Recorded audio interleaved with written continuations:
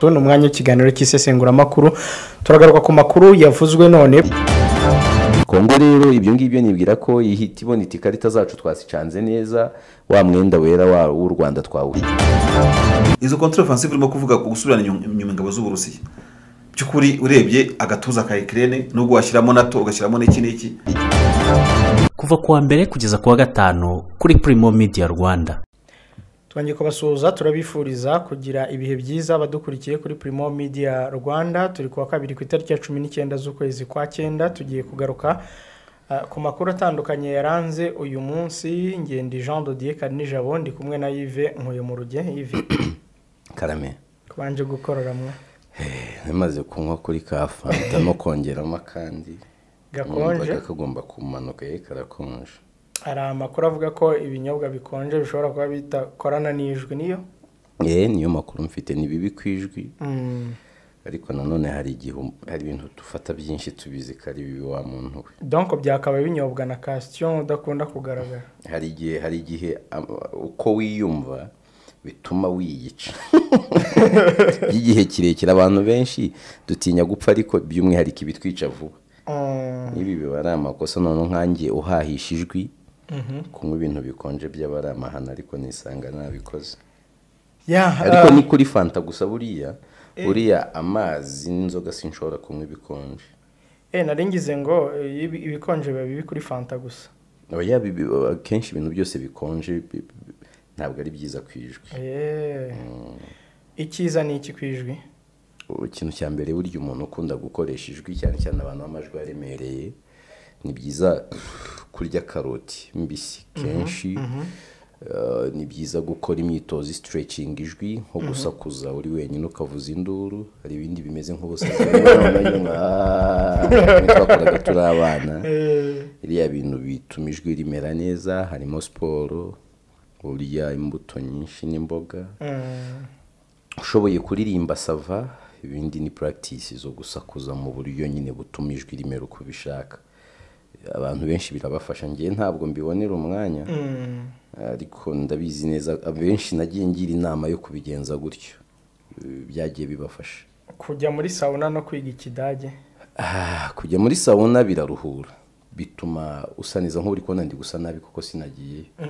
Urumva bituma usa neza bituma ariko ntabwo usa nabi. Aba mureba muze kutuvuga ko nsa nabi Casti yakabishyigikira badi. Casti nibyo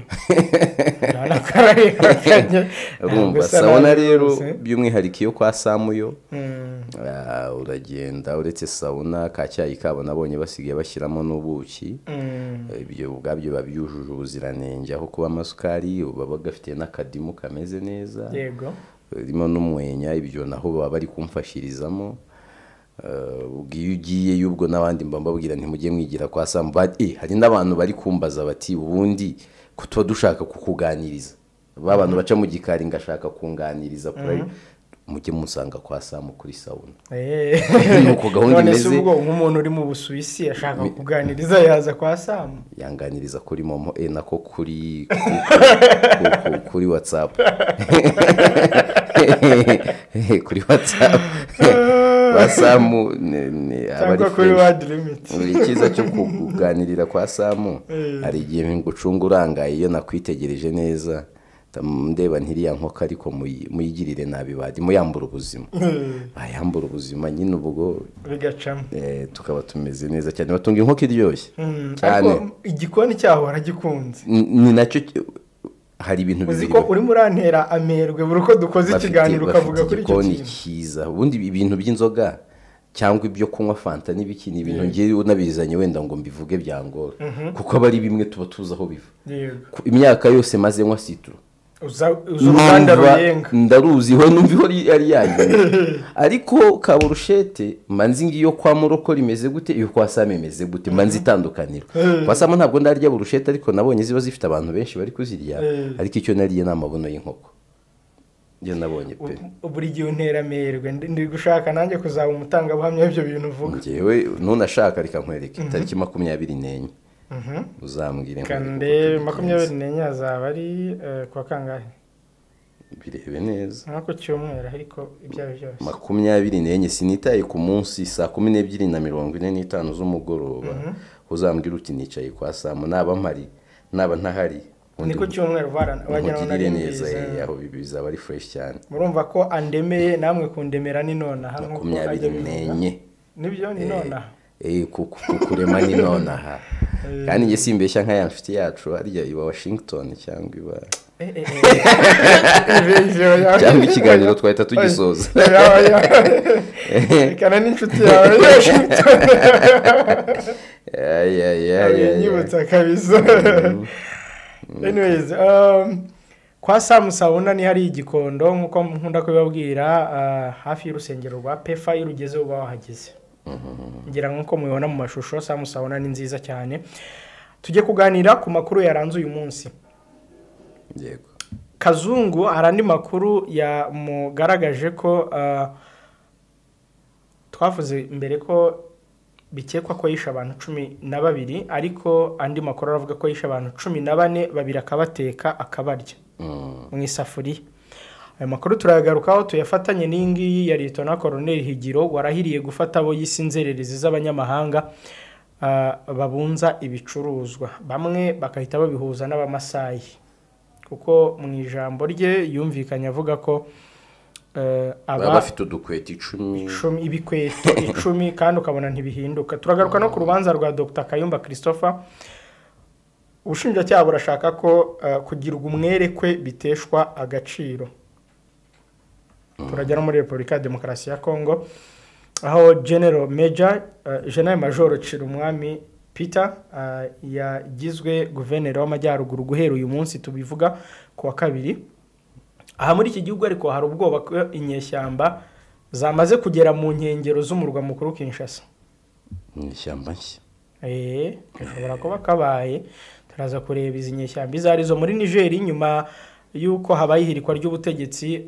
Minisitiri w'ubuzima w'iki gihugu aratanga impuruza ko imiti yabaye ingume yabuze cyane. Turasoreza aya makuru ku nteko rusange y'umuryango w'abibumbye yatangiye none aho abaperezida b'ibihugu bitandukanye bafashe ijambo muri inteko y'umuryango w'abibumbye n'inteko rusange ya 78. Ku munsi w'ejo biteganyijwe ko perezida wa Republika ya Demokarasi ya Kongo Felix Tshisekedi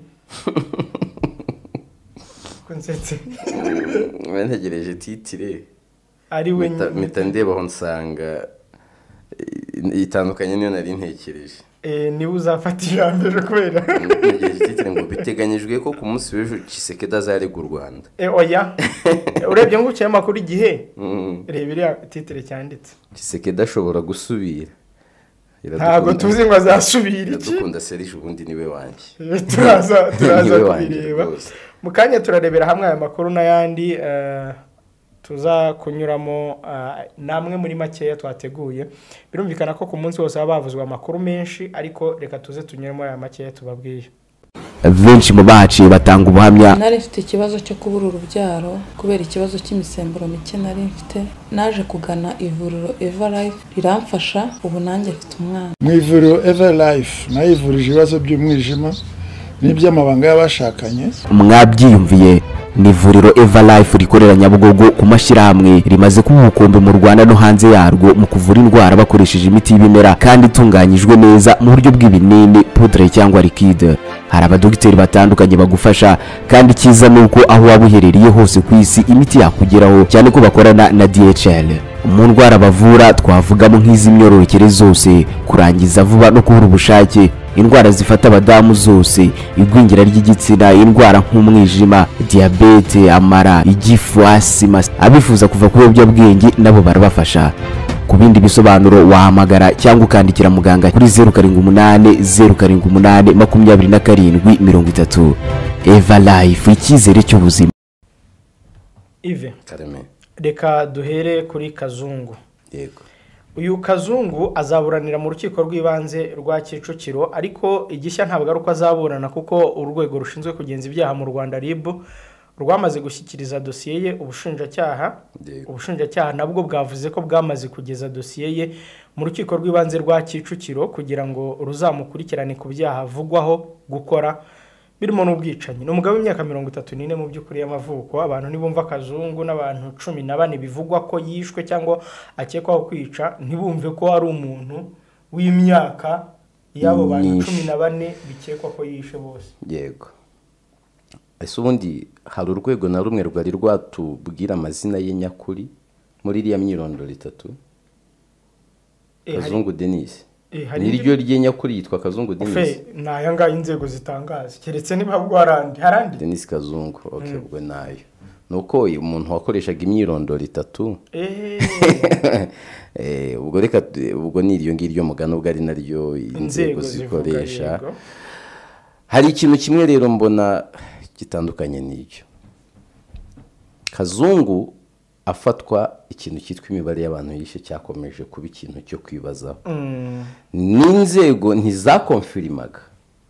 Zavugaga ko zikiri mu iperereza no kureba umubare w'abishe. Kugeza ubu umubare umaze kuba abantu 14 barimo uw'igitsina gabo umwe 13 bakaba b'igitsina gore. Mu havanywe imibiri hari ibiri itaragaragayemo kubera yuko yayiriye, sibyo? Karinija ko ni nkoko itunga utujanja duto bayirya, ariko kuko amajanja batayarya akagaragara, yarariye arya n'amagufa y'imirundi, arya n'amatako, arya n'ibikanka by'umutwe ku rwego, ibyo bintu nabyo bitigeze bigaragara. Nari ngiye kuvuguruza mvuga ko hari aho amajanja y'inkoko bayarya, ariko kuko wirefeye ku Rwanda ntabwo ibyo bintu bishoboka ko imirundi y'abantu na crane kano gahanga ntabwo bishoboka. Kandi mu bice Kazungu yari atuyemo nta muturage wagiye guhinga bavuge ko hari imibiri y'abantu yahabonye. Icyo mvugiye ibyo bintu gitumye njyaho no kuvuga ngo banyakubaho muri muretse kurekera iperereza. Byashoboka ko niba babwira ko yaryaga abantu, ko yageze igihe akaba arya abantu nyine, akaba yarariye babiri mu bo yishe, ikintu ni kimwe kikaba ari uburyo bwo kuyobya ubutabera, urubanza ruganisha mu gutangira mu mizi rutarahagera, kugira ngo azagane ku ngingo yo kubabwira yuko santé mentale itameze neza. Sinzi buri kunyumva. Yego. Bizagire ku rwego aburana nka wandi wavugaga ngo hari ikintu kimubwira ngo ica abantu, cyangwa bizagire ku rwego nyine rwo kumvisha uburyo nawe yari yarataye umutwe kuba yaricaga abantu akanabariye. Nge ndi kumva ikintu kimwe Kazungu abaye yarabwiye ubushinjacyaha ubwo kuko nta kiri kumwe n'ubugenzacyaha ko abantu yishe harimo abo yari. Ubushinjacyaha nabwo bwageje akwiriye kuba kwigezayo, ntabwo kuko n'ubundi buzamusanga yo kumushingirizayo. Akwiriye kuba hari ibisigazwa by'iyo mibiri yerekana yabo yariye, kuko nta n'icyakwemeza abantu ko ari yariye babiri gusa, cyangwa se nabo bagera, cyangwa se ko nabo bagera, cyangwa ko kuko yanabariye. Voilà. Gusa yavuze ko ngo yabatekaga mu isafuriya, ariko sinzi n'ibimenyetso inzego zifite. Abo bantu aketse abantu nimba zari impinja, hari wenda nk'abagore yasangaga batwite, none hakarya impinja zari munda. Ntabwo nzi niba iyi dosiye n'ayo masafuriya kwa Kazungu barayafashe, kuko umugenzacyaha yageze hano habereye icyaha icyo ari cyo cyose cyamufasha mu iperereza abagifite. Nditega ikintu gikomeye mu rubanza.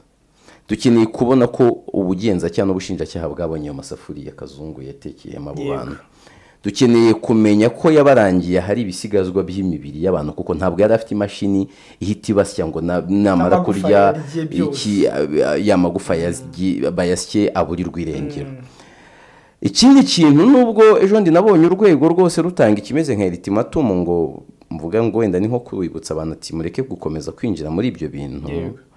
Bavuga bati mureke kuvuga ngo abantu bangahe, ngo hari abandi bantu yakoranaga nabo, ngo nawe ngo yivugira ko nta bandi bantu bakoranaga. Banyakubahwa, njye umutima wanjye nubwo wenda ntari bubivugire kuri mikoro, umutima wanjye ntabwo uranyemerera gutekereza uburyo ibi bintu byabaye ari Kazungu wenyine, nta wundi muntu. Ntabwo ari we wenyine, bamwe mu badukurikiye ndatekereza ko namwe mushobora kuba mufite igitekerezo nk'icyo yise. Biracyangoye kubyakira, ariko ubwo byavuzwe n'urwego twizera reka mbyizere.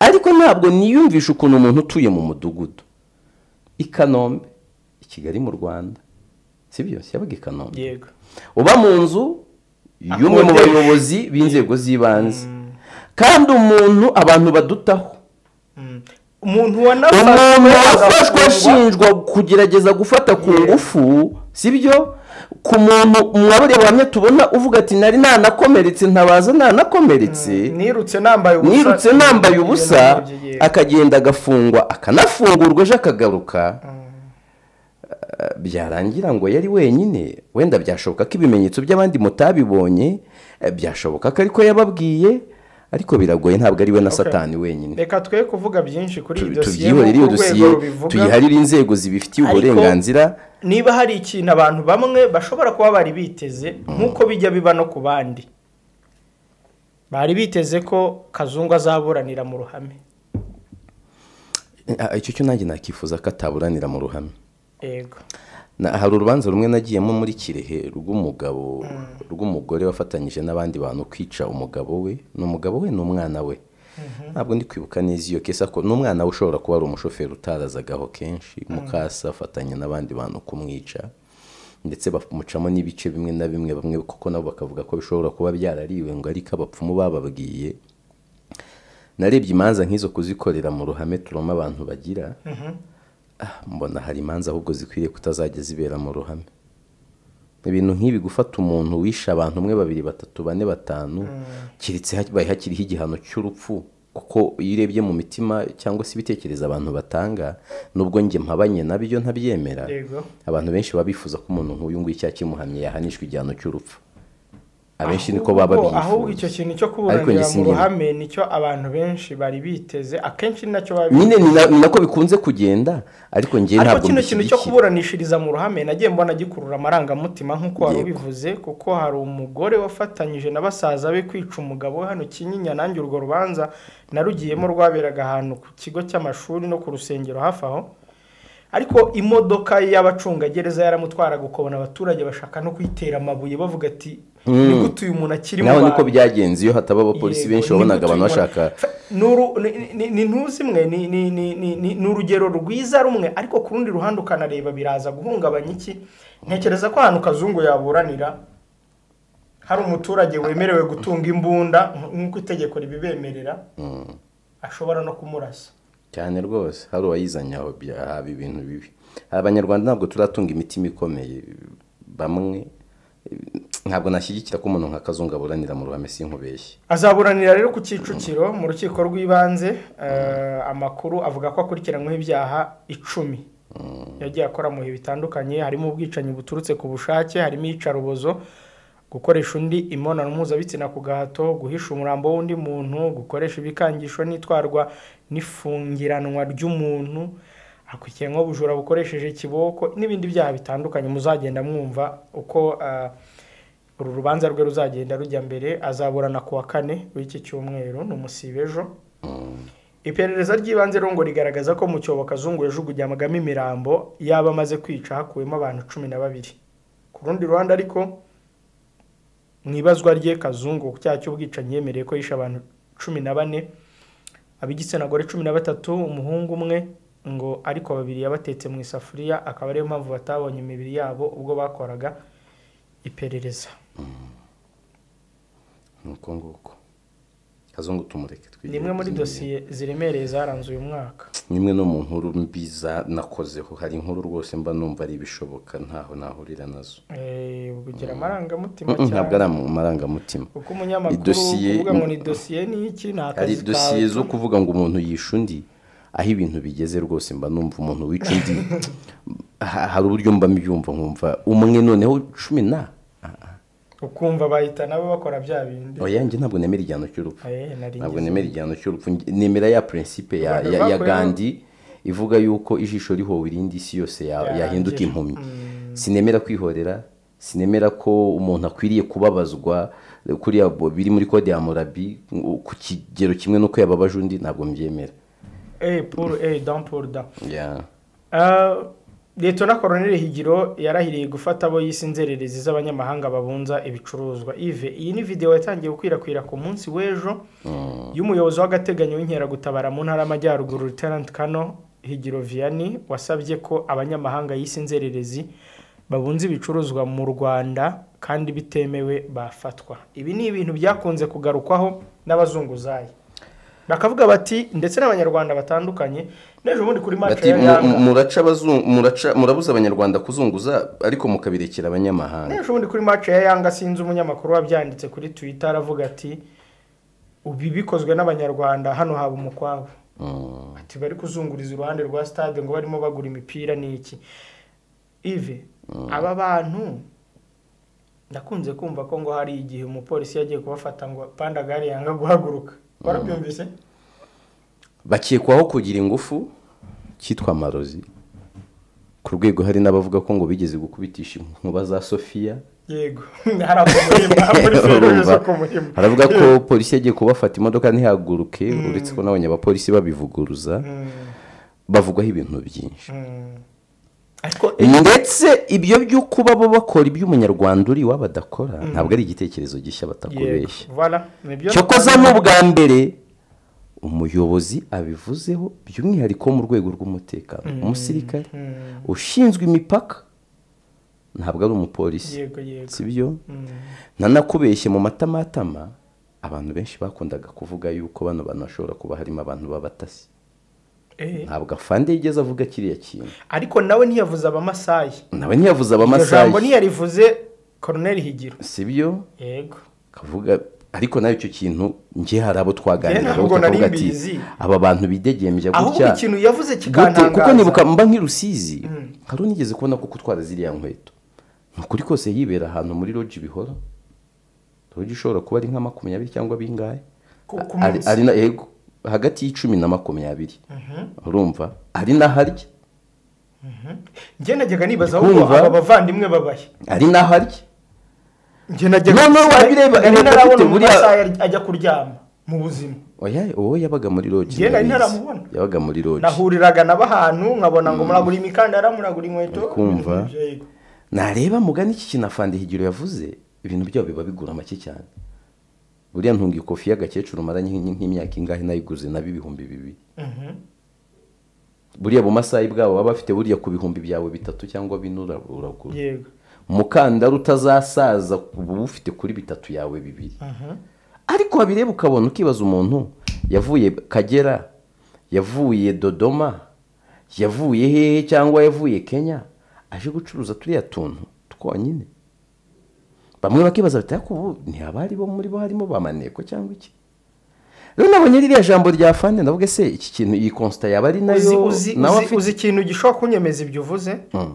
Yaravuze ngo ibikweti 10 aba yirirwa atwaye ngo nyuma wazongera kureba ugasanga ni bya bikweto, nyuma wazongera ugasanga ni bya bindi kandi afande abaho emphasize n'ikindi kimiti bavuga ko bavura ibi by'imiti na intara barabigira rwose imiti kuvuga ngo umuntu yakwibye bamugushikire bamugufatire. Oya yavuze ngo ibintu by'akanyabugabo nyine ni imiti itandukanye babatunga baba bavuga ufite ibintu biti by'imiti ako mbabona iyo nabonaga mu masayi nahitaga mbona umikandara inkweto. Ubwo rero none ubwoba mfite nimba abaturage basanzwe batinya abamasayi cyane banabivuza bakagira amakuru bati aba bantu se mwabantu buriya nta muntu ugikinisha abantu bantu twe turi gukoresha abamasayi kuko reaction z'abaturage nibo batekereje. Ariko abantu babyumve neza ntabwo turi kwitirira fanda ubutumwa atavuze. Ntabwo yigeze avuga abamasayi. Twebwe nibyo twatekereje. Nubwo yigeze nibyo turi gutekereza nitwebwe turi kwiterera metero. Ntabwo we yavuze ibintu bibiri gusa kuzunguza biriya bintu bidasobanutse nibyo by'imiti. No kubamaraho amafaranga yanavuze ko amafaranga yabagendera muri ibyo byo kubaha imiti itera akanyabugabo. Nkibaza aba baturage ka fanda basaba kujya babarabura bababwira bati ariko ngabo abaturage bazabitinyuka. None se niba bitinyuka kuko muri bo harimo abafite bya birozi. Umuturage wumvise ko Sofia zakubitishijwe inkuru. Gusa nge kuba bahagarara cyangwa bahagarikwa ntabwo mbibona nk'ikintu kibi. Ufite ngewe kuko nge hari ibintu bitaranryohera. Iyo mbona hari nk'umunyamahanga ushobora kugira privilege abona umunyarwanda atabona. Uri kumva mbifata nabi. Nimba bo bazunguzaga openly atanikanga ibyo bintu kandi umunyarwanda bibujije ibyo bintu by'icyubahiro gihabwa abanyamahanga mu Rwanda ntibigarukire gusa ku Bamasayi na Colonel Higiro. Oya wenda ku bashoramari ho nabyumva. Iyo ugiye gusaba serivisi bakabona uruhu rwera, reka tuvuge ko ari ku murenge, ku karere, ku ntara cyangwa se kuri, abantu barabizi ko kubera ko u Rwanda rwashyize imbere ibintu byo kwakira neza ababagana, umunyamahanga niwe muntu uburi priority. Uzi ko hari n'abanyamahanga bamaze gucengerwa n'iyo vanjiri yuko mu Rwanda umunyamahanga adakorwaho bitwara uko babonye. Hari n'abarimu baza kwigisha mu Rwanda muri ibi bigo biri international, atari uko arusha ubumenyi umunyarwanda wakabaye higisha, ahubwo ariko kumva ari fluent mu cyongereza, ukumva ko afite matière. Fluency rero ni iki se? Kuba fluent no kuba uzingatiye matière ni ibintu bitandukanye. Ibyo rero bituma nimuhurira mu kabari azagusuzugura, nimuhurira kuri stade azabona ko nta cyubahiro ufite imbere. Niba umuntu wa Yanga yaraje agacuruza, abantu bakavuga bati buriya iyo bikorwa n'abanyarwanda byari warabibonye kuri Twitter ko abantu bavuze bati kandi rwose Yanga yari kwicururiza utwenda tw'abafana rwose neza cyane nta kibazo. Rero iki kintu ntikigarukire kuri aba Bamasayi gusa, ariko wongeyemo akantu k'abatasi. Kuko ninjye wagatekereje Abamasayi baba batatirande.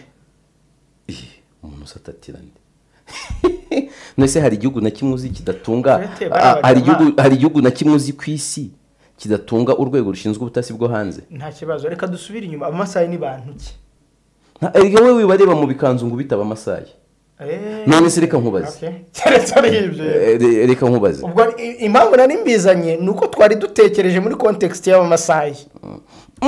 Umuntu ashobora kuba ari no mu Masayi nari amatwi ashobora kuba ko kari no mu Masayi nari amatwi aciye, sibyo?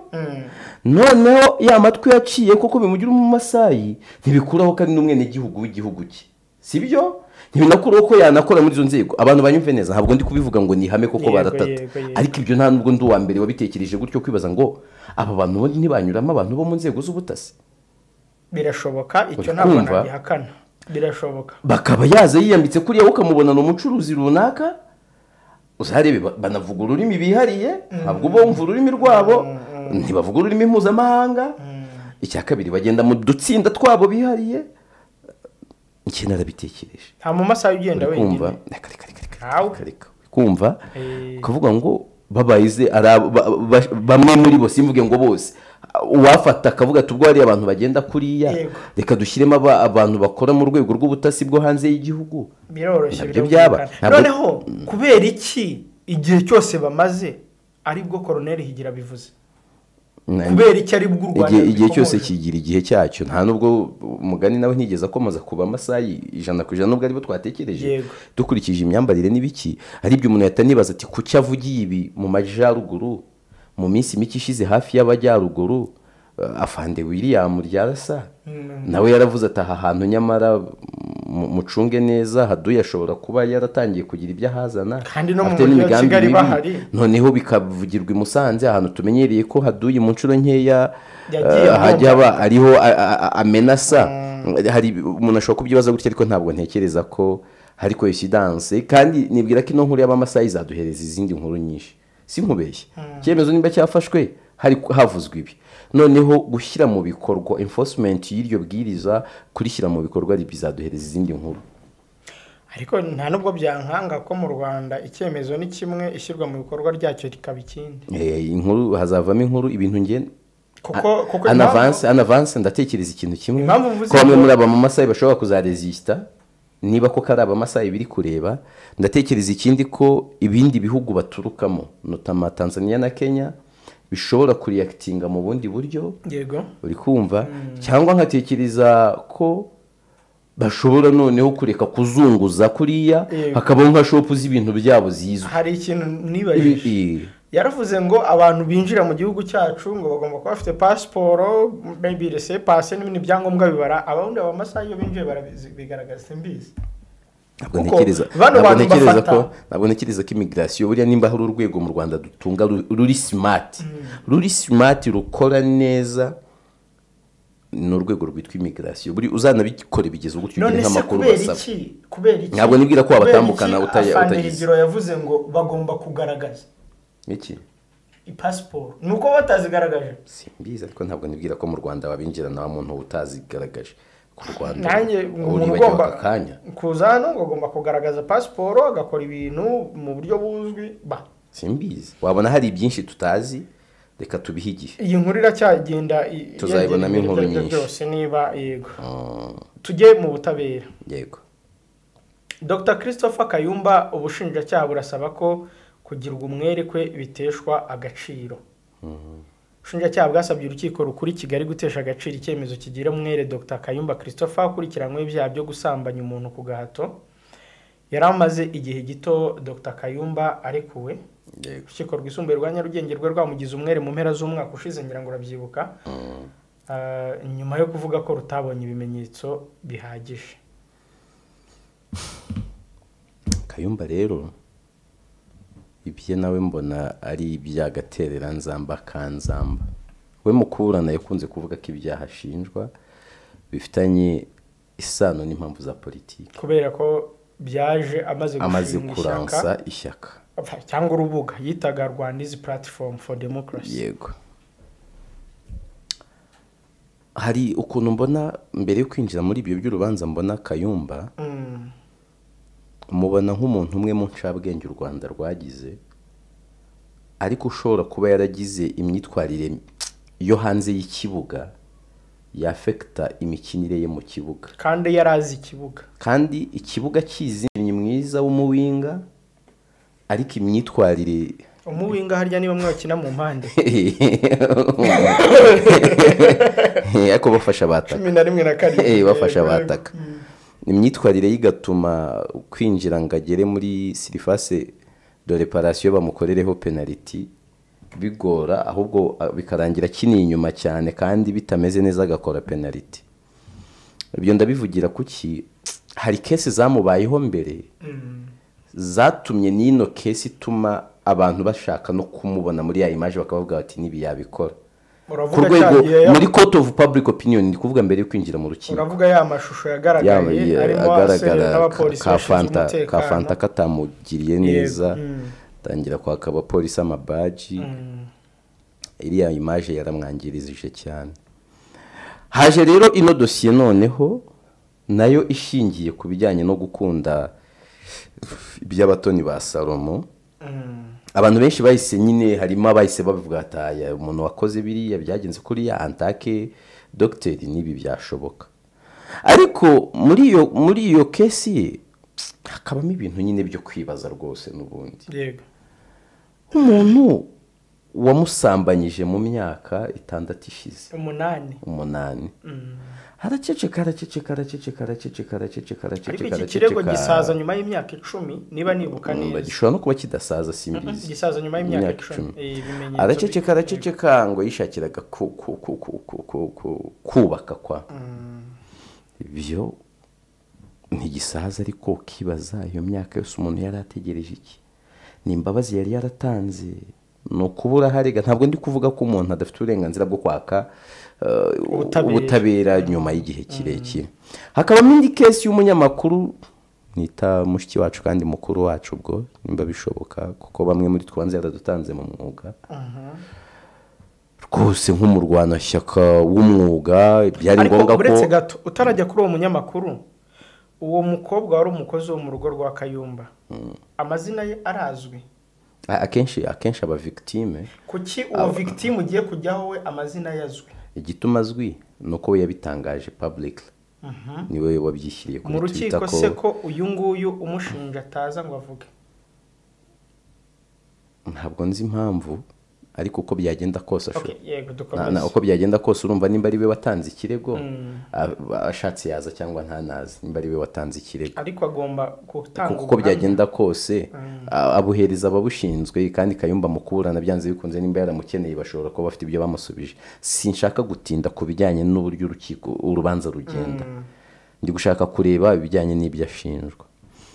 Uwa kabiri w'umunyamakuru araza ati uyu muntu rwose yagerageje kumfatira iwe. Yego.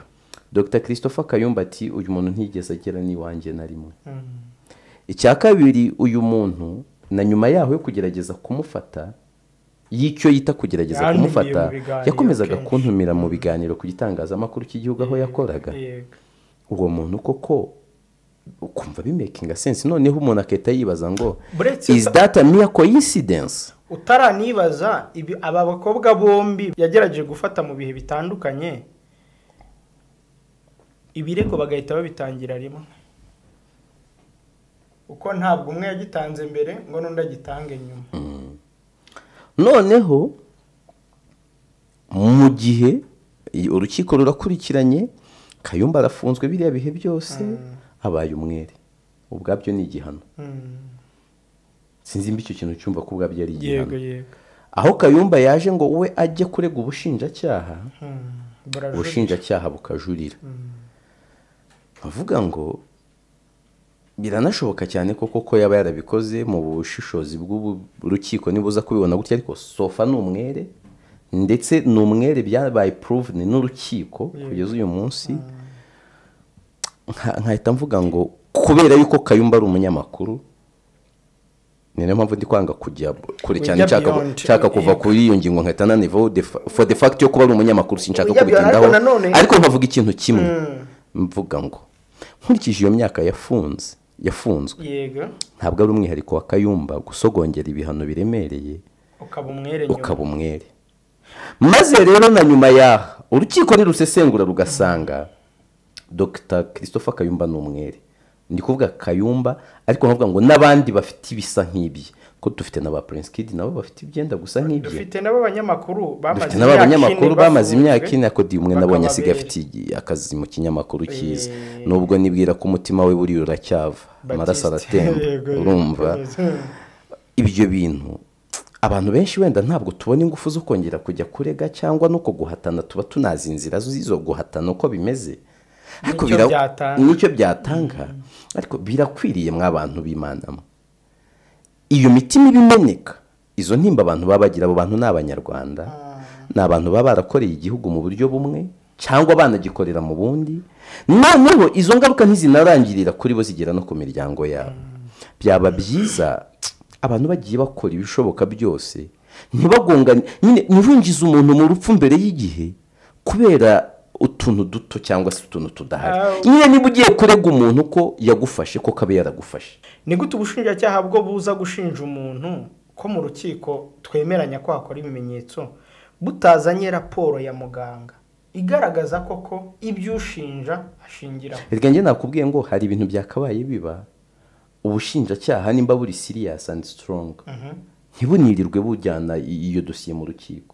Wenda tubare ko ubugenzacyaha bwo bushobora gusanga crimes z'umuntu zirumvikana, ibimenyetso bikanaba bike, twibutsa abantu ko ubugenzacyaha bufite inshingano yo gushaka ibimenyetso buzaho ubushinjacyaha, ariko n'ubushinjacyaha bufite uburenganzira bwo gushaka ibimenyetso birenze ibyo, ariko bushinja bunafite n'inshingano yo gushinjura uregwa.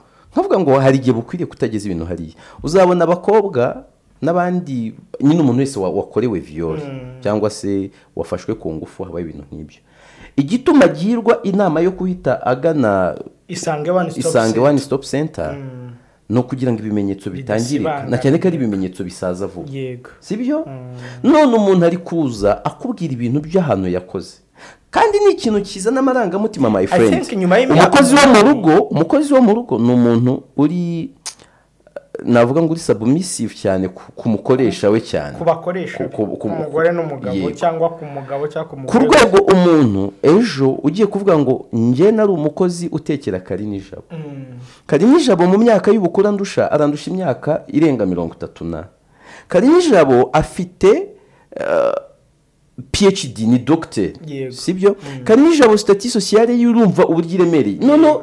Ikirenze ibyo ni umwarimu muri kaminuza, ufite ikinyamakuru kiri muri 2 bikomeye byandika mu Cyongereza mu Rwanda, akaba ari n'umukonsulta mpuzamahanga, sibyo? Uwo muntu naramukoreye kumbwira ngo ningire gutya, byari bigoye kuvuga oya. Noneho yagize exercisation of power, ibyo bintu byambayeho. Umuntu wari we wese ufite umutima yita kugirira impuhwe cyane. Noneho ubaza umuntu aje akubwira ibyo bintu gutya, kuvuga ko byamubayeho, hari ibiganza biri inyuma yaho, ibyo bintu bitarabaye. Ni ibintu mba mvuga ngo ntabwo byoroshye, ariko icyo navuga ngo ubutabera bukora akazi kabwo ko kagomba gukorwa, niba Kayumba icyaha kimuhama amategeko amugonge nta kundi, niba kitamuhama hari umuntu twaganiriye ku manywa mbere yuko twinjira muri studio arambwira ati buri icyakemura ikibazo cya Kayumba ati nuko ibi bintu yaceceka agakoma mu murongo wo guceceka nk'uko ndewe ibyo simbyemera agifungurwa yaje agaceceka ati cya kabiri none nimba yaraje agaceceka niho ntabwo aho ariho mbona ikibazo. Icya kabiri akavuga ati iyi Rwanda's platform for democracy ndayihoreye njye n'ubundi ari bishoboka. Hari uburyo umugabo ahura n'ibibazo bisanzwe by'ubuzima sibyo, ku rwego ashatse buri umugabo wese apfana inzozi, ku rwego hari inzozi wa abandoning ukavuga utayi give up ugakura mu ruki, yego sibyo.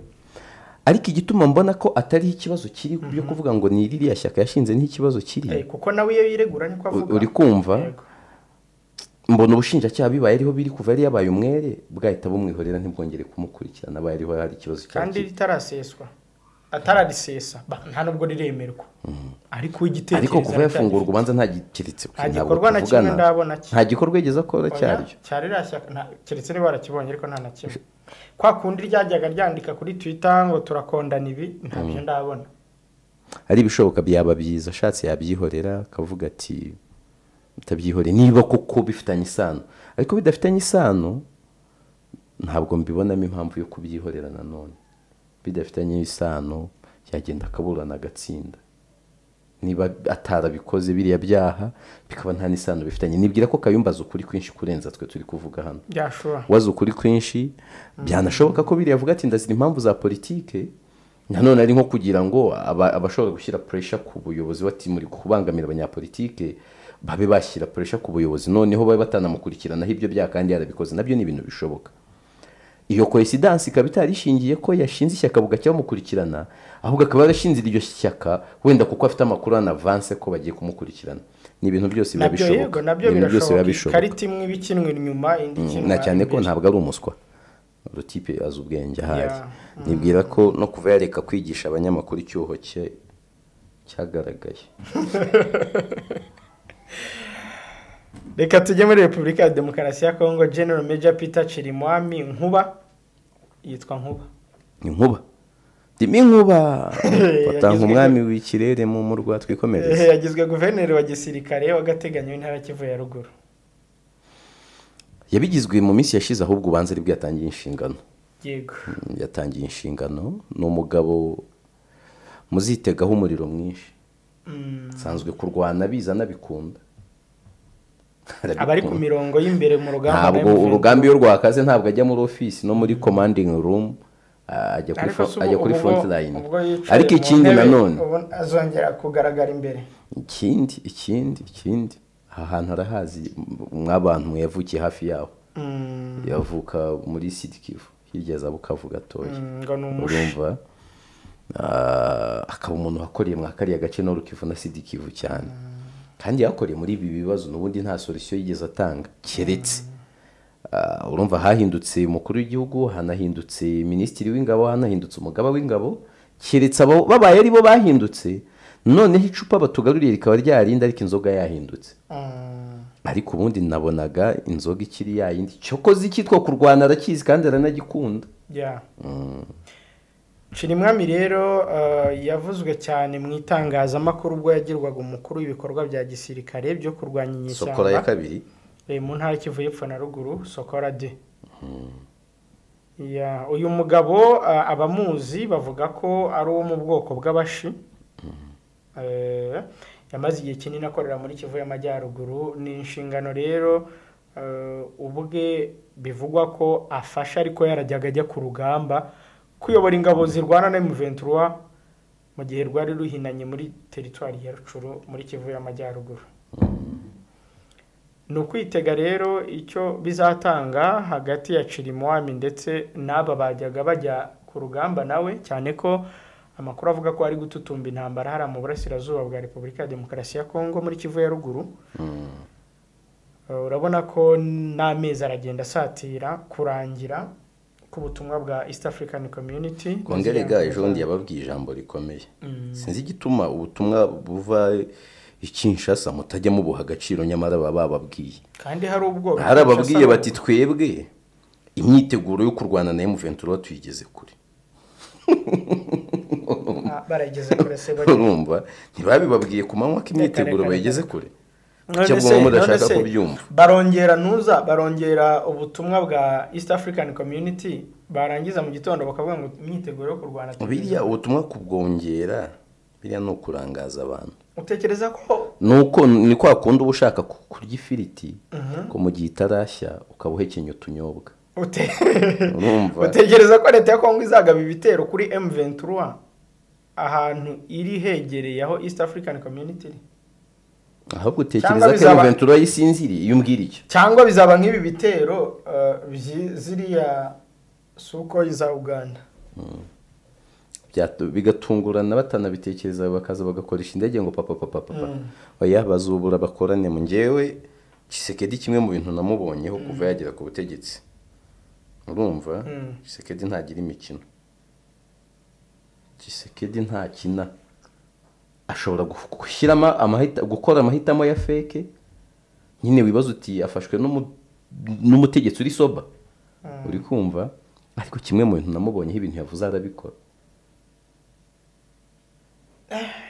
Ahubwo hari ibyo yavuze ko ashaka gutera u Rwanda nuko yikanzemo Sukoyi zaje mu kazi kurikiza ibibiriti. Sukoyi zaraje ari kugerageza ngo arebe uko bimeze muzikurikiza ibibiriti aratinya intambara ku gihugu ntabwo ari ibintu bipfa kuza. Yaravuze ngo yavuze ko intuza za diplomasi n'izanga icyo kintu banzu nge narebye ikiganiro yakoranye na Tina Salama ejo Washington uzabureba azaba ari mu za diplomasi. Ejo hari za diplomasi singaho nicariye ejo natavuga harya iriya nteko rusange ya Loni ya 78 iri kubera Washington New York natavuga u Rwanda reka ejo tuzamugarukeho. Ariko muri Kongo ikindi kiri kuvuga nuko Minisitiri w'Ingabo Jean Pierre Bemba yatangaje ko ari inyeshyamba zitwa Mobondo ziri mu bice byegereye Kinshasa. Wazikanzemo izihe? Inyeshyamba zo muri Kongo ni zimwe. Icyo zitandukaniye no guhindura amazina. Icyo zigamije ni kimwe.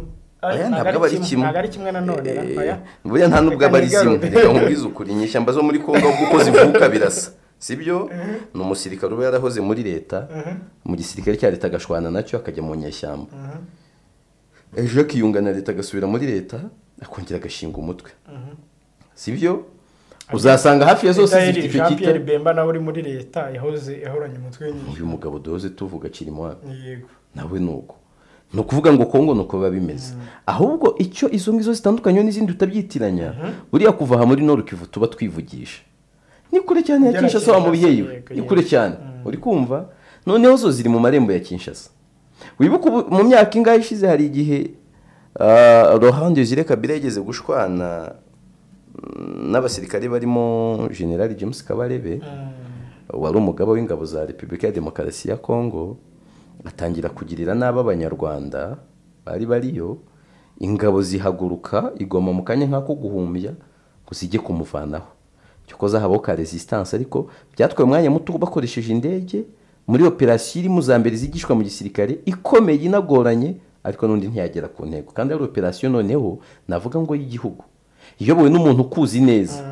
Izo nyeshyamba rero noneho zubwo gahunda base iri hafi ya Kinshasa ni mu marembo icyo gihe none abari menasi ikomeye muri ari nk'ukuntu abantu b'Kinshasa. Ariko faites attention uyu mutipe wabaye nyeshyamba Jean Pierre Bemba nawe ushobora kuvuga ibintu nk'ibi ngibi byo gukanga kandi mu gisirikare na politike utazi kurema baringa ubu turabona politike ibintu ari baringa ko kumbwira ngo inyeshyamba sinzi aho zavuye nta nubwo naho havuga nta nubwo avuga ngo zishamikiye kuri ziheze sanzwe yenda mu burasirazuba hasanzwe hazwe imitwe y'inyeshyamba ariko kuvuga ngo ziri mu marembo ngo tugiye guhaguruka tuzirwanye ngo zimaze kwica ngo abaturage 18 yahoze avuga ngo zirahitwa Kwilu simazi Kwango Maindombe ngo no mu nkengero za Kinshasa. Maindombe ni hafi ya Kinshasa.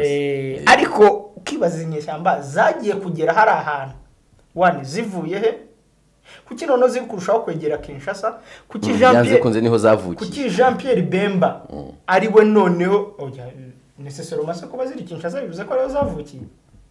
igitekerezo gishobora kuvukira kure ya Kinshasa ariko umuzi wubaka cya gitekerezo akaba ariho uterwa, igiti kizavaho imbuto za cya gitekerezo bakagitera hafi ya Kinshasa. None se uyu Bemba uri gutangaza ngo zinyeshyamba ngo mu nama y'Aminisitiri yateranye mu mpera z'icyumweru gishize, Bemba yabwiye bagenzi be ko kimwe mu byo asanga byihutirwa mu kazi ke ari ugukoma imbere ziranyeshyamba. Umuriro rero ikindi iyo uri minisitiri nk'uyu simbizi ukemangwa kuko wabaye mu nyeshyamba, uhora ushaka akantu kose kagaragaza ko ushyigikiye igitekerezo cyitwa kurwanya inyeshyamba. Bemba Tshisekedi kumuzana mu bantu bamwegereye harimo ibintu bibiri, harimo ko Bemba iby'inyeshyamba arabizi neza kurenza undi wari wese kuko yazibayemo, ariko hakabamo n'ikintu Tshisekedi yari ari gukora cyo kongera kwiyegereza abantu basanzwe batavuga rumwe n'ubutegetsi bwa Kinshasa, by'umwihariko batavuga rumwe na Kabila. Urumva abatavuga rumwe na Kabila hoya nawe erega buriya abantu benshi batavuga rumwe na Tshisekedi n'abataravugaga rumwe na Kabila, kandi Tshisekedi nta kindi bamuhora ko nyine bamuzi, baza amateka ye, bamuzi nk'umuntu usanzwe, umushoferi i Buruseli, umukunzi wa pizza, umuntu uraho ngo yabaye na bouncer. Urumva ntabwo bamufata nk'uko bafataga se. Noneho byagera aho ngaho abo ngabo bakareba bakavuga batoke uyu muntu azanye iki, ntacyo yashyizwe na Kabila, azanakorera Kabila. Tshisekedi mu kubakonvenka yagerageje kwidistancinga from Kabila, ariko still ibikorwa bye ntibyanyura benshi. Noneho akora amapenaliti menshi mu gice cya mbere cy'umukino, abantu barimo ba Vital Kamerhe arabafunga, abandi yumvikanye nabo kazakorana nabo bimugora gukorana nabo, ba Marite ba Ponyo baratandukana. Ejo bundi mu rwego rwo gutangira kwitegura amatora nibwo yatangiye kugarura ba Vital Kamerhe. Hari abandi nabonye bavuga ngo bumvikanye kurya ibiceri n'ibiki, nge ntabwo ariko mbibona. Vital Kamerhe yatangiye gusahura Kongo bataragira no ku butegetsi, ahubwo Vital Kamerhe hari uburyo yari umunyapolitike ukundwa cyane mu majyepfo ya Kongo, uri kumva. Noneho ku rwego yari afite ubwoba ko mu matora ya kabiri Vital Kamerhe yazamukonkiransa, kuko buriya bajya no kwiyamamazanya Vital Kamerhe diri ko kuvuga ngo ngiye tube turi kumwe, nje bari bumfashe, none utankonkiransa tuzakorana, uzaba umuntu wa hafi yanjye. Niyo mpamvu yari umuyobozi wa ofisi, uri kumva. Ibyo rero abonye bikaze biba nko kwiyunga, ubwo ati n'undi urahamenywa ibyaha, ariko reka tukubabarire uze n'ubundi ntuzankonkiransa. Ugafata Bemba yafunguwe kandi by'igisirikare abizi nibyo by'inyeshyamba, uti none iki kimasa Bemba wanakurikiranywe ICC ukahituza harya ubundi we na Bosco, Bosco niwe terminator hari, ukahita umwiyegereza, no kwiyegereza abo bantu ariko no kwirinda ibibazo byabavaho. Ubwo rero Bemba we kuvuga ngo kuzirwanya, ubwo nibwo tugiye kubona ya makarasoma ajya twereka ko Kongo iri mu bihugu bya Afrika bafite intwaro zikaze. Bamwe bakavuga bati kiba kibereye Kinshasa ntikigera mu hano muri za Nord Kivu na Sud Kivu, none ubwo zegereye Kinshasa reka turebe. None se gusa simbifuza créer des problèmes et offrir des solutions ni ntuza yoroshye muri politique. Kuba wafata ba Castio nk'icumu gashyira hari ukavuga ati zanyeshyamba twazihashije, ari wazihashize, byo ni ibintu byoroshye. Tujya muri Niger, imiti yabaye ingume muri Niger. Minisiteri y'ubuzima iravuga ko imiti yo kurwanya udukoko, ubwo ni bakteri, yego, ya kanseri, ya diabete ndetse n'ivura indwara z'umutima yatangiye kuba miki. Mu magambo make no guca intege buriya butegetsi, no gutangira kubumanikisha amaboko hakiri kare. Ariko ibi ni ibintu bishira. Sobonye ko Dumbo yase yagiye mu nama ya Loni yambaye neza cyane costume, ko kira kigabo shakira rero ubwo kuntu cyateruye ibyuma kiri igisori cyane kiraberwa sha. Abana yambo rye ntabwo aravuga. Dume ntabwo nigeze ndikurikirana buriya muri nama y'uyu munsi. Nakurikiye Zelensky, ntabwo nigeze ndeba. Nakurikiye Zelensky, nkurikira na Lula da Silva. Kuko nafite ibindi gutegura, nafite ibindi gutegura bituma dore Biden nabonaga mu kanya ari kuvuga. None iyi Niger rero yari imaze iminsi yifatanyije n'ibi bihugu ndabona bagiye muri break ariko Erdogan nawe ndabona yavuze Erdogan yego akunda kubi. Nigeria yari imaze iminsi yifatanyije na Mali na Burkina Faso kwifatanya bakoze AES. Yego ntekereza ko bitagomba kugarukira gusa ku ntwaro no mu gisirikare cyangwa ubukungu na politiki. Ariko mu gihe Nigeria wenda yabifite iki kibazo cy'iyi miti nibwira ko mu rwego rwo guterana ingabo mu bitugu Mali na Burkina Faso mu gihe iyo miti yabi hariho babagoboka ariko se barabagoboka barayifite kuko intwaro ibi bihugu bimwe bikubitisha ibihugu byacu bya Afrika ndavuga ibyo mu burengerazuba harimo uribuka muri Uganda bavuga bino by'abaryamana bafite ibitsina biteye kimwe muri Uganda bahise bavuga bati turabahagarikira imiti igabanya ubwandu bwa sida. Iyi ntwaro yo kuba muri Afrika inganda zikora imiti cyane cyane y'indwara ziremereye zikiri nkeya iyi ntwaro ngira ngo ni imwe mu zo bagashaka buhake bazakomeza gukubitisha ibi bihugu byacu. Hari ijambo abantu bajye basura nkuye mu Rugeyo official bazi kujyayo hari ikiganiro nakoze gishingiye kuri Emmanuel Macron ahantu yavuze ngo Afrika itegekwa n'abategetsi badafite ubushobozi bwo kwishakira ibisubizo. Yego ati twebwe tuba dufite inyungu tuza kurinda hano muri Afrika kandi twanaza ngo uyu mugabane wanyu tukorera ibyiza birenze ibyo mwe mwawukorera. Riri mu magambo nyuma y'iryendi rya Trump nakunze. Rero wa muntu we aba bazungu cyangwa se bagashaka bo hakindike gukoresha abazungu ko hari n'inshuti zacu ziba ari abazungu bereka abanyafrika icyo gukora. Ndika abanyafrika ntabwo bamwe bagishaka kubera ibintu bisa nk'ibyo Makuru avuga. Yego uze kumpiningira ikiganiro icyo kiganiro abantu banakibone kwanza kugira babone ibintu Makuru yababwije ukuri. Aba bantu bari tayari gutekereza ko imiti yose izava hari ubundi barayizera. Imiti yose iva hariya murayizera mw'abantu. Ese ubundi mwateguye abahanga bo kwigenzura murabafite? Harya mu Rwanda ntidufite babiri. Simbuka ntabwo ndi kuvuga mu Rwanda nikomereje tugende. Mu Rwanda riga ni parti ça fait partie de la nimbe naho barahari haraho wagira ugasanga ntibahari. Nta numwe bayiza no ko abo babiri bagenzura imiti ibiribwa n'ibinyobwa komeza. Muri kumva ugasanga nta muntu utekereza ku ruganda rukora ibintu, nta muntu utekereza kuri iyo miti kugeza igihe nyine wa muntu uzisanga yakumanikishije amaboko n'ubundi umubwira uti mbabarira kandi ari wagukoshereje. Wake up Africa, wake up. Hari inganda zigoye nibyo, hari n'indwara ziremereye, ariko nimwe investise mu mashuri mu byari incabwenge nyinshi ku rwego na zimwe mpatsi ibihugu yiba azajya zitwara zifite abazisimbura. Kandi ibyo ntibizakunda ireme ry'uburezi riwaya. Nimugerageze mushinga inganda mworohereza abakire gukira n'abantu gushora. None ejo tubona uruganda rutunganya zahabu cyangwa se uranium cyangwa se cobalt byose from zero kugeza ku rwego rwa nyuma rwo kuyikoresha. Ejo bundi twavugana uri kuvuga ibintu by'inganda z'urwagwa. Uziko bari urwagwa rwashoboraga kuba wine ya Afrika.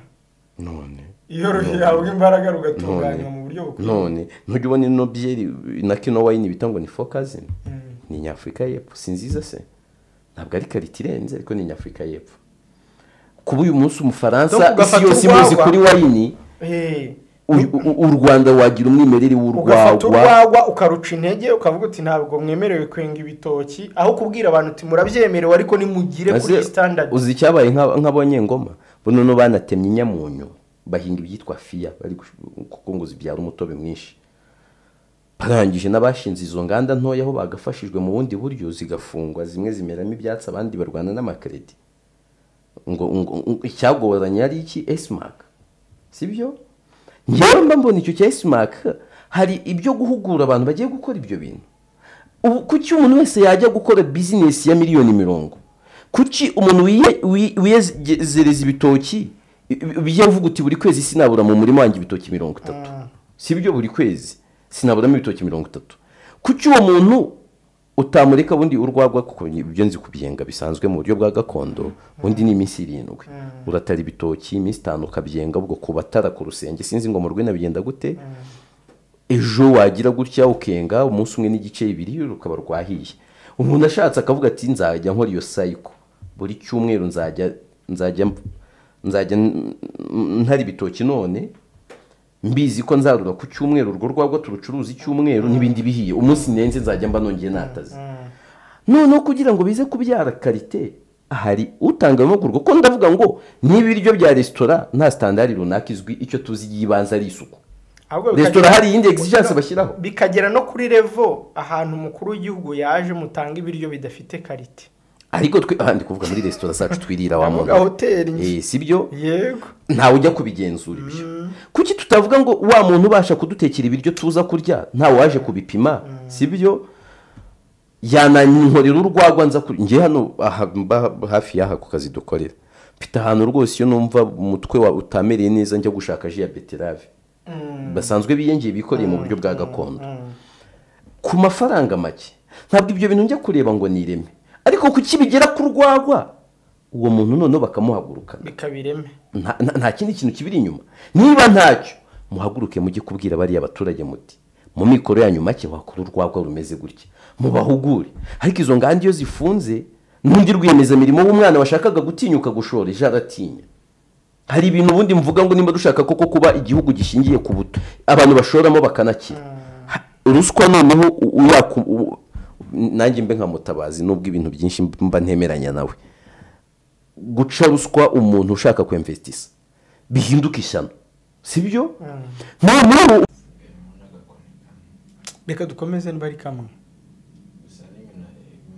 reka dukomeze ntacyo reka dukomeze mbona ibyo bintu rwose byafashe nidushaka twite twigendera ngewe ubwo nyibukije umuntu w'inshuti yanjye yakoze formule y'inzoga yitwa tarama ngira ngo uri kubibona ko ariyo ndimo ndeba n'urwagwa rwitwa tarama abantu banywaga urwagwa kera baruruzi guca urwagwa byatumye kunywa inzoga binyihishe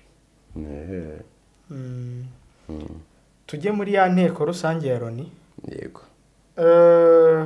Lula da Silva yavuze iki uwo nitayeho cyane ni Zelensky Zelensky arasaba iki none arasaba ko rwose bafasha mu kwishyura iby'Uburusiya bwangije muri Ukraine ubwo muri make cyangwa arasaba intwaro ese hari ikindi abasaba iyo babwira ati muzagira uruhare mu kwishyura iby'Uburusiya bwangije kandi mugomba kubugeza imbere y'inkiko kandi rwose ejo na mbere yo kugira yari yababwiye ko ngo counter offensive cyangwa se byo kubasubirana inyuma bongeye kubitangiza bundi bushya none byo biri gutanga ikizere muri make ibyo ni intwara ashaka ariko nimba ari umuperezida mbona w'igisebo ku isi ni Zelensky ndamureba nkavuga nti rwose mana yanjye wowe wakabaye nibura waraje nko muri Afrika basi aho twamenyereye abantu bameze gutyo ariko rumwe mu bantu beza bo kwereka abirabura yuko abazungu bose batazi ubwenge hanyuma dore ngandi kumubona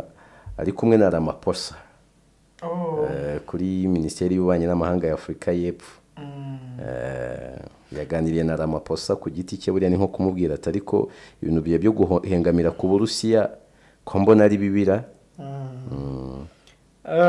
ejo rero perezida wa Repubulika ya Demokarasi ya Kongo Felix Tshisekedi kuwa gatatu nawe azageza ijambo ku nteko rusange ya Loni cyagiye nabivuze turi gutangira uranseka ariko ngo ashobora gusubira bari guhindura titire kuvuga ngo ejo azarega u Rwanda muri Loni anasoma titire ku gihe igihe cyane ko ashobora gusubira rero nibyo hari we wari uvuze uti azarega u Rwanda biteganyijwe ko mu bibazo azagaragariza inteko rusange y'umuryango w'abibumbye harimo ikibazo cy'umutekano muke mu burasirazuba bwa Repubulika ya Demokarasi ya Kongo ni nayo mpamvu wari uvuze uti azarega u Rwanda kuko ari rwo Kameme yakunze gushinja kugira uruhare mu bibazo by'umutekano muke mu burasirazuba bwa kiriya gihugu ngo azagaruka ku bijyanye n'amatora kandi y'umukuru w'igihugu wateganyijwe mu kwa 12 muri Kongo ese aba bantu bamenye bati ibyo azagarukaho kuri agenda y'inama bavuze ngo perezida ejo azavuga kuri ibi yego umuntu erega ko umunyamakuru buriya niho nemerera abanyamakuru nicyo mbakundira cyangwa ugomba kugira ubushobozi bwo kumenya cyangwa wenda birashoboka ko azavuga ibi oya hari igihe ubimenya erega muri Kongo nimba ari igihugu byoroshye kuvanamo amakuru ni Kongo ubu se koko azabivuga nuko mbona nta saa irimo ngo nzabe mukurikiye ntazaba ndi mu bindi nanjye ejo ndumva nkeneye kumukurikira ari imbere y'inteko rusange y'umuryango w'abibumbye birasa nkaho rero ibyo Tshisekedi azavuga tubivuze none yego ubwo ejo tuzavuga iki? ejo tuzabivuga uko yabivuze. Uyu munsi tuvuze ibyo ashobora kuvuga ejo. Ariko mwe ntabwo muvuze ibyo ashobora kuvuga, muvuze ibyo azavuga. Mushuti wawe Origi ngo yatangiye gutembera igihugu. Ngema? Yatangiye gutembera hanze y'igihugu. Tembere se ko rumva nta kibazo afite. Ari ubutegetsi bwa bene wabo. Nareba nk'ubu ngubu Kibamba Magagari Ciani yibeshya agatemberera nko mu Burusiya. Yasanga ubutegetsi buri gutembera. Ntabwo namenye niba baciani wambwiye. Ciani ntabwo yagiye. Yagiye se nibura umushuti wawe Goyita. Ntabwo nigeze nitegereza ariko Goyita benshi bamuvaniyeho ibihano. Reka tubirebe tuzabibabwire ku munsi w'ejo, tuzabwira abantu bose bagiyeyo n'abatagiyeyo.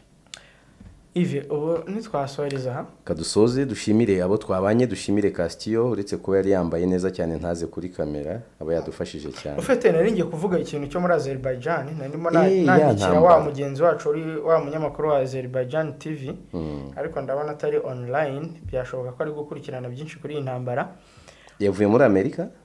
Yavuye. Okay. Yavuye. Natekerezaga ko ashobora kuzava ino asambure irangiye. Wapi twavuganaga ku wa gatanu ambwira ngo ari New York, anyoherereza n'amafoto yaho. Azerbaijan yatangije ibi military operation, niko bano bagabo bose batangira bavuga. Uribuka Putin ko yavuze ngo ni special military operations. Uwe muri Azerbaijan ngo bagabye ibitero bya gisirikare kuri Armenia ahitwa Nagorno-Karabakh. Karabakh akana agace bapfa hagati ya Azerbaijan na Armenia. Harya isi yagombaga gucecekesha intwaro ryari? Afrika. Isi se zaceceka zo kanyago. Bagacuruza iki rero kibindi ko bidahenze. Ntabwo gucuruza papier hygienique byonyine bihagije, bagomba abari bifaru bingana na budget y'igihugu chef.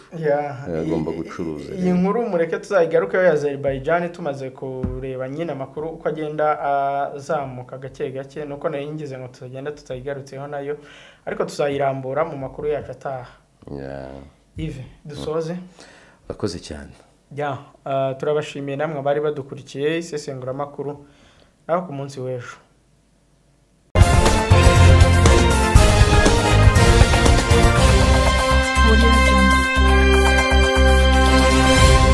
Tuna umwanya w'ikiganiro cy'isesengura makuru, turagaruka ku makuru yavuzwe none. Kongo rero ibyo ngibyo nibwira ko ihita ibona ikarita zacu twasicanze neza, wa mwenda wera w'u Rwanda twawuha. Izo contre-offensive urimo kuvuga ku gusubirana inyuma ingabo z'u Burusiya. Byukuri urebye agatuza ka Ukraine nubwo washyiramo NATO ugashyiramo n'iki kuva kuwa mbere kugeza kuwa gatanu kuri Primo Media Rwanda.